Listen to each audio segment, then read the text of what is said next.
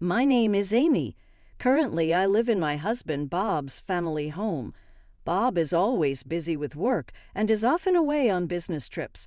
As a result, he is seldom at home, and I live with my mother-in-law and our 3-month-old daughter. Bob's father had already passed away. There used to be another person in our household, Bob's sister, but she had to move out due to her job. Bob's sister was always kind to me, so I liked her. It was sad when she left, but there was another reason why I wanted her to stay. My mother-in-law, named Karen, keeps harassing me. "Hey, Annie, what are you doing?" "The brat is crying." "Go comfort her quickly," she said, pointing at my daughter. Could you please stop referring to her as a brat? She's your granddaughter." "So what? I hate the sound of a crying child. Just do what I said. Comfort the brat." So I had to interrupt my chores and comfort my daughter. But then, if I don't progress with the housework, she'll be upset about that too. Finally, when my daughter fell asleep, I resumed my work, but then Karen started berating me again. "Stop letting the baby sit on the floor. It's in the way." "Well, but you were the one who said not to spend money on a bulky crib that she'll outgrow soon. Then carry the baby on your back. Just stop letting her sleep on the floor. It's so inconvenient." During the day, with Karen shouting like that, my daughter woke up again. Reluctantly, I picked up my daughter and carried her on my back while I continued with the chores. By 3 months, the baby starts to get quite heavy, and carrying her on my back is a significant burden. Given that I had to do housework in such conditions, my work speed slowed down considerably. Somehow, I managed to finish all the chores by dinner time, but Karen was relentless. "How can you be an unfit housewife if you spend all day and not make much progress with the housework? If I were younger, my mother-in-law would have slapped me, and she was abusive to me again. I was mentally exhausted. After putting my daughter to bed late in the night, I reached out to my husband. "So your mom is being completely unreasonable." "I see. I'm sorry I can't be there for you. Apologies, I have a meeting coming up.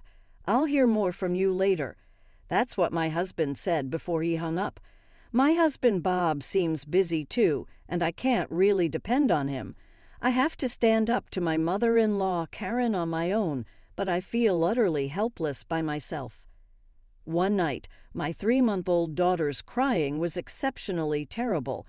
Maybe she was hungry or something was bothering her. In any case, she was wailing nonstop.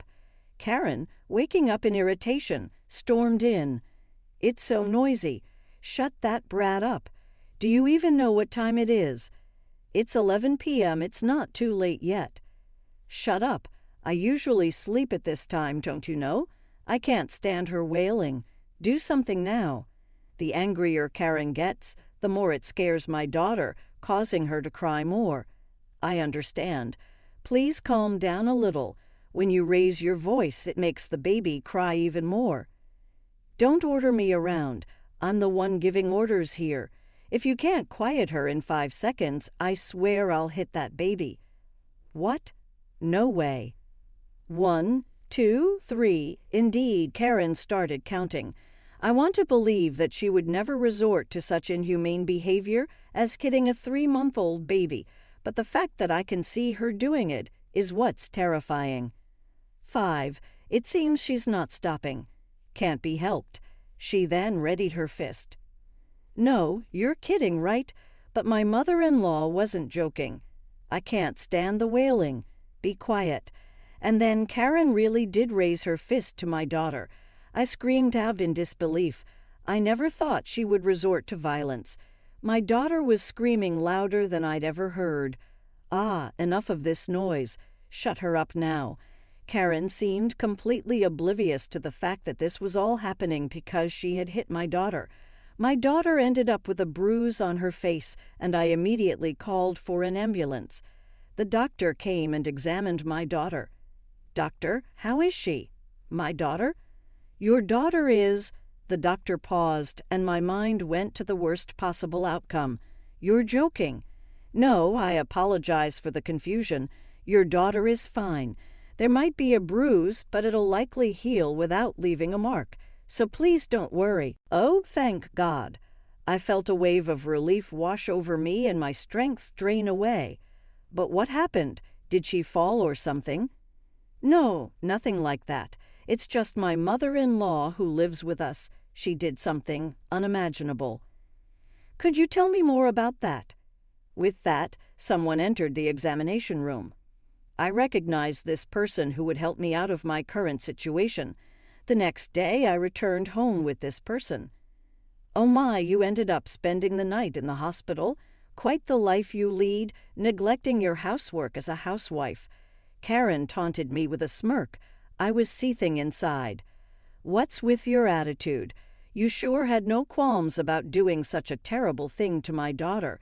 I showed Karen my quiet but resolute anger. "Huh? What's with the attitude? Got a problem?" "Of course I have a problem. You did something so horrible to my daughter. Apologize." "No." When I raised my voice, Karen yelled back. "What the hell? Don't you dare talk back to me. I'm your mother-in-law, you know. A daughter-in-law doesn't dare defy her." Karen's face went beet red. But I did not back down and stared Karen down. "You're getting on my nerves. Don't you dare oppose me." Saying that, Karen hit me this time. "You just raised your hand, didn't you?" "Huh. Raising your hand means you're ready, right? Ready for whatever comes next, whatever might happen to you." At my words, Karen was taken aback. "But what are you saying? What do you plan to do?" Because of what Karen said, I called someone over. "Please come in." Upon that invitation, the person who entered was my sister-in-law, Rebecca. "Rebecca, why have you come back?" "I heard Amy's baby had to be rushed to the hospital, so I came as fast as I could." "What on earth are you doing to Amy and the baby, Mom?" Rebecca was quite furious. Seeing Rebecca so upset, even Karen seemed taken aback. And of course she would be. After all, Rebecca is a lawyer. "Don't tell me you're going to do something as a lawyer just because I might have lost my temper." Karen trembled as she said this. "What are you talking about? It's obvious we'll sue, right? I've already told Rebecca that." "What? What are you thinking? There's no way I'll allow that." Hearing the word sue, Karen burst out shouting. I'm the one who wants to shout. I feel like I've aged dramatically from the scare of thinking my daughter's life was in danger. "Mom, there were clear marks on the baby. It's clearly an assault, and you also just physically threatened Annie, didn't you? You could be charged with battery for that." "Hold on. This is just a little family communication. To sue over something like this, don't you think it's a bit hasty?" Despite Karen's desperate excuses, I wasn't having any of it.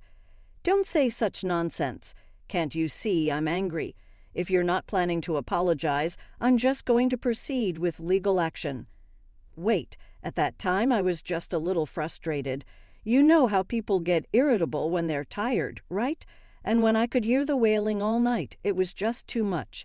Karen was making excuses, but that doesn't make it okay for her to resort to violence. "Mother-in-law, it's unfortunate, but I don't plan to forgive someone who just makes excuses like this. I'm going to take legal action immediately, and I'm not intending to negotiate a settlement." "Wait, stop. First of all, stop suing me. Do you realize how much I've helped you?" Suddenly, Karen started claiming she had helped me. "Amy, has Mom ever helped you?" "No, not at all. Rather than helping, mother-in-law has only been a hindrance and even criticizing my housekeeping." "I see, and she's talking about having helped. I wonder what she's talking about." Rebecca and I gave Karen a cold stare. "I said I helped you, didn't I? Why are you looking at me like that? I did help Amy. When Amy was tired and sleeping, I quietly did some housekeeping." "Ah, could it be that you're the one who's been waking up in the middle of the night to snack? I wish you'd stop. It's really bothersome." "What? I left some for your breakfast, didn't I? That's just my kindness." "That's not what I call kindness. You're just handing me your leftovers, and it was too little to be called breakfast. Plus, you left the dishes without washing them, so it actually made my chores even more difficult. Mom, that's just terrible. Rebecca was appalled at Karen's actions. Hey, don't look at me like that. I have my own troubles too, you know. Well, troubles? Like what exactly? The truth is, I'm well aware of my own harmful behavior.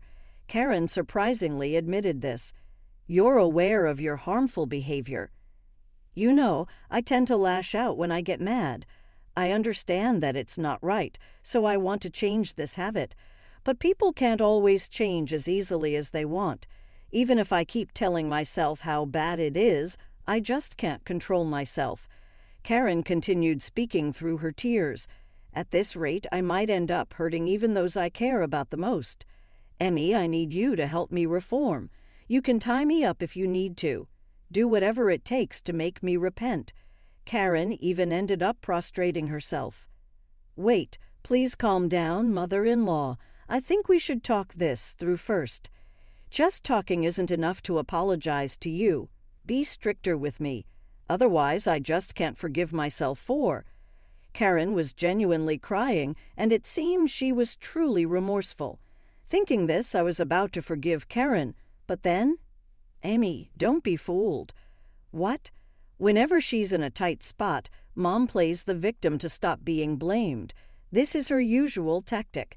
Even if she does it in front of her own daughter, she can't hide her scheme. What? What are you talking about? I have no idea. I would never think of such a thing. This is just... But Karen was clearly flustered. Looking closer, even though she was crying so much just moments ago, her tears had already dried. She must have been pretending to cry. I can't believe it, mother-in-law, to go to such lengths to evade responsibility. Wait, hold on. I wasn't trying to run away from my mistakes. I just wanted to voice my feelings. Karen was trying to make yet another weak excuse. There's no way such an excuse would work on me. Please, enough with this, mother-in-law. I'm tired of your complaints. All I'm going to do is proceed with legal actions. My mind is made up. As I said that, Karen's face turned beet red with rage. How dare you? Why should I have to hear such things from you? Do you think I'll just sit by while you take legal actions against me? Although Karen was shouting those words, another person entered the house. Amy, is our daughter all right? It was my husband, Bob. He heard that our daughter had been rushed to the emergency room, and he bowed to his boss and was allowed to come home temporarily. But Bob, why are you home? Mom, that's not what matters right now. I heard you hit our daughter. How could you? I won't forgive this. Bob was shaking with anger. It was natural, as the daughter he cherishes was subjected to violence. Look, wait a moment, Bob. Why do I have to be told such things? I didn't do anything wrong. No, you clearly did something wrong. If you don't think violence is wrong, you are seriously misguided, mother-in-law. Why don't you stop making excuses? You're alone, but there are 3 of us, Bob, Rebecca, and me. You can't possibly get your way. How dare you? Are you trying to intimidate me by outnumbering me? Isn't that what they call tyranny of the majority? No, it's not about the tyranny of the majority. It's just that we all agreed to discipline you because you've clearly committed wrongdoing. It's okay if you're under the illusion that you're not wrong, but please stop causing us trouble. As I clearly said those words, Karen began to cry again. It seemed that this time her tears were real. What? Why has it come to this? What on earth have I done? I didn't do anything wrong. Please forgive me. Karen was looked upon with cold eyes by Bob and Rebecca. They must be feeling incredibly sad inside as their real mother is such a mess. Mom, I always thought you were strange, but I never thought you would be this bad. I no longer consider you as my mother. Neither do I. I'm ashamed to consider such a person as my mother. What? Wait a minute. What are you saying? You're the children I gave birth to after bearing a lot of pain. How dare you speak to me in such a way? Even as Karen was crying and shouting, the 2 of them continued to give her a cold stare. Let's just leave, Amy. I know a cheap motel we can live in for a while. In the meantime, I'll proceed with the legal actions against Mom. There's also suspicion of assault and battery, so we have to call the police. Police. Don't call the police. I've been telling you I didn't do anything wrong. Why has it come to this? Even as Karen cried and shouted, I did as Rebecca said and left the house. I hid out for a while in a budget hotel that Rebecca had recommended and left the rest up to her. After that, it seems Karen was charged with assault and battery and ended up in jail. Bob and I saw this as an opportunity to find a new home, and we ended up leasing an apartment. Now, our daughter, Bob, and I are living peacefully in our new apartment. Rebecca, who helped me so much, is reportedly having fun, despite her busy life as a lawyer. When Karen got out of jail, she had no choice but to return to an empty house. It's quite pitiful since we haven't told her where our apartment is. There's no way she can come over. Even if she were to find out, there's a security guard at the entrance, so even if she showed up, she'd just be taken away as a